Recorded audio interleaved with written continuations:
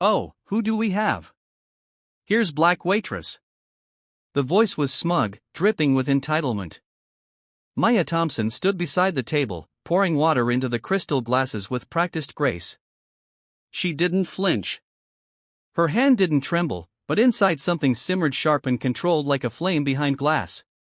Gunter Steinman, the CEO of Steincheck International, sat with 3 other white men, all in tailored suits and $10,000 watches. He leaned back in his leather chair at table 7 of Brunner, the most exclusive German fine dining restaurant in downtown Chicago. His tone wasn't just condescending, it was meant to be.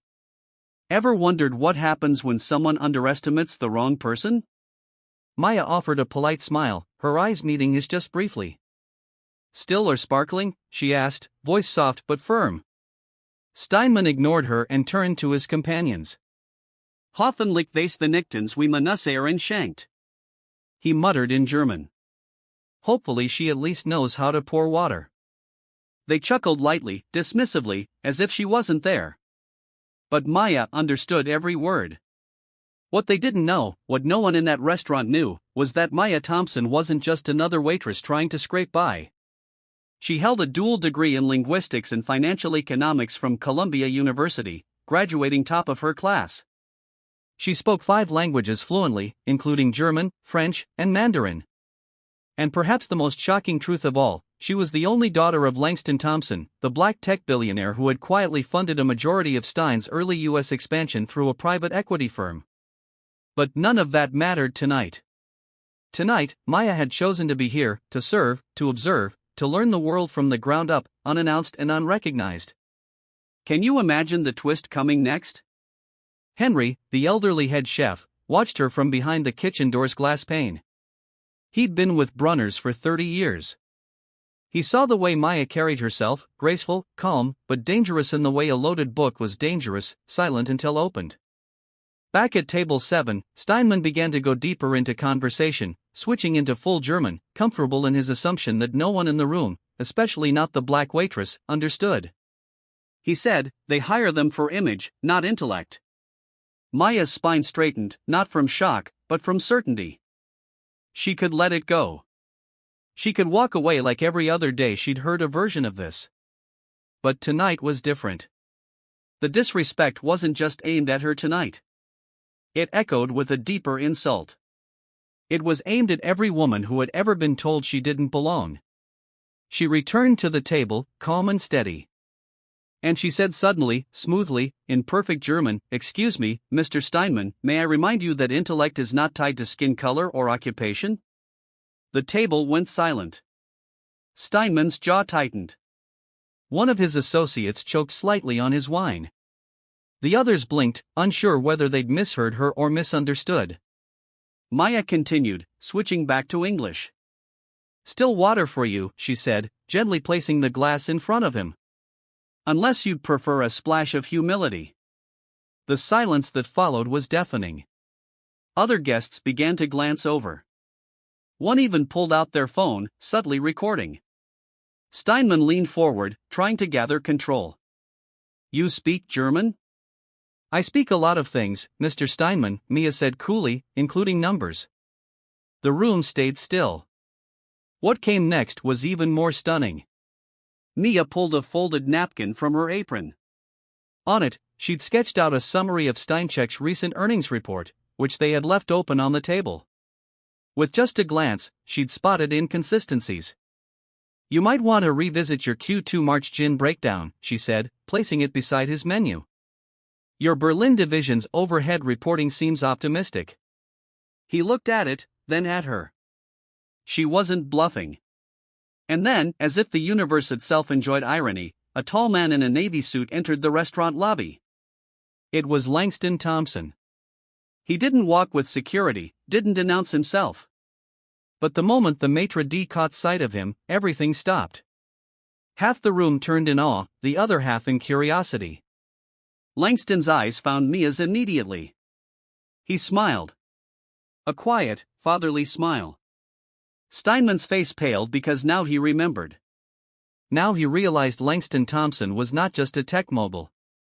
He was Steincheck's angel investor. And Maya Thompson, was the heir to the very empire that kept Steinman's company alive. Langston walked over to the table, nodded at the frozen executives, then turned to Maya. "Ready to go, sweetheart?" he asked. She nodded calmly. "Yes, Dad." Maya handed off her apron to Henry, who had stepped out from the kitchen with a knowing smile. As father and daughter walked out into the Chicago night, silence followed them like royalty passing through a crowd.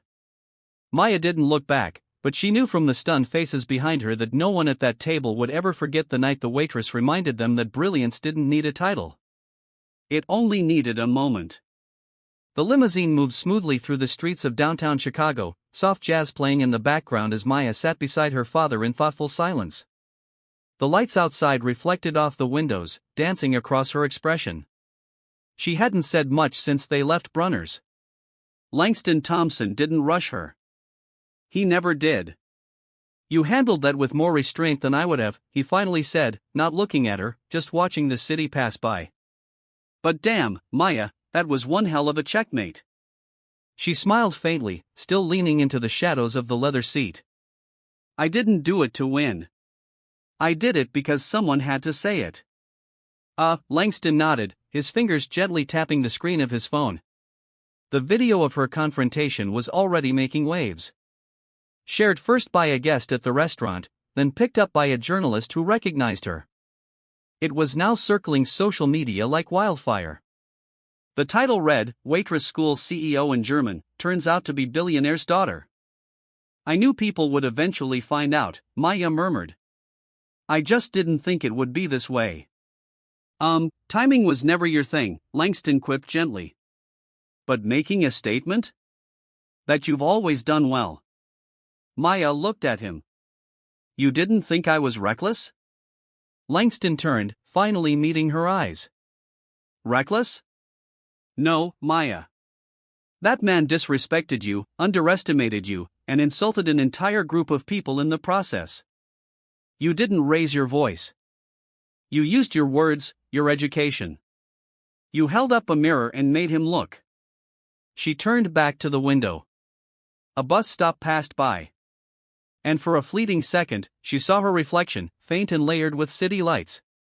She didn't see a waitress or a billionaire's daughter, just herself. "I never wanted anyone to know who I was. I needed to see the world without the cushion of our name," she said softly. "To know what it really feels like when you're on the other side." Langston smiled, proud. "You saw it tonight. And you showed it who you were without needing a name tag." They arrived at the townhouse, modern, understated, overlooking the lake. Maya's place, bought under a different name, no connection to the Thompson empire. She stepped out into the cool night air, heels clicking lightly on the sidewalk. Langston didn't follow. "I've got to fly to DC in the morning," he said. "But let's talk again soon. When you're ready." "I will," she nodded. "And Dad?" "Yeah. Thanks for letting me find it out on my own." He offered her a small salute. "You didn't just find it, sweetheart. You owned it." As the limo pulled away, Maya stood alone for a moment. She wasn't shaken. She wasn't tired. She was awake in a way that went deeper than caffeine and adrenaline. Something had shifted. The next morning, the emails started pouring in. Journalists, business insiders, advocacy groups, Columbia University, old professors, even a message from a White House assistant, an invitation to speak at a forum on racial equity in professional spaces. Henry texted a simple message, "Next dinner's on me. Bring subtitles." Maya smiled and typed back, "Only if the menu's in French this time." She sat down at her dining table and opened her laptop. As she scrolled through the comments on the video, her eyes paused on one in particular. She didn't shout. She didn't beg. She didn't even break a sweat. That's what real power looks like. But not all the comments were kind. Some called her arrogant. Others claimed the confrontation was staged. A few accused her of using her wealth for attention. She read them all, not with anger, but with clarity. This was the world unfiltered and loud. That night, she made a decision. She called up Ava Green, her form, touch. Maya felt the weight and gift of the moment. This wasn't just about her anymore. It was about the momentum she had sparked. The torch was being picked up. Weeks later, Steincheck published its first ever Community Equity Index, an external-facing report detailing how the company was using its influence to uplift marginalized communities outside the office walls, partnerships with HBCUs, investments in black-owned suppliers, scholarship programs in under-resourced school districts. Impact was no longer just internal. It radiated outward. At a staff town hall, Maya took the stage one last time before transitioning into a new role that allowed her to shape policy beyond Steincheck, advising other companies navigating the terrain of racial equity and ethical leadership. She looked out at the sea of faces, diverse, alert, engaged. "I'm not disappearing," she said. "I'm multiplying because the work is bigger than any one of us, and that's the point." As she stepped down, the applause followed her, but her heart was already ahead on the work. The next room, the next table to build. In her final moments at the office, she walked the hall slowly, nodding to employees she once knew only as data points in a report. Now they were voices, stories, futures. At her desk, she left a single note in the drawer for her successor. "Build, not in my image, but in your own. Be braver than I was and remember the cracks are where the light comes in."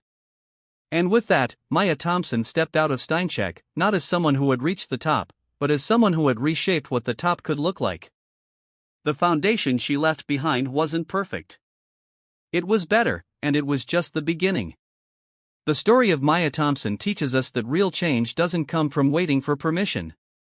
It comes from having the courage to confront injustice head-on, even when the cost is high. Her journey reminds us that integrity, persistence, and empathy are more powerful than titles or status. In a world where silence often protects the status quo, Maya chose to speak, and in doing so, built a path for others to rise. The lesson is clear. Leadership is not about climbing the ladder alone, but about holding it steady so others can climb. Brought to you by BUP Stories.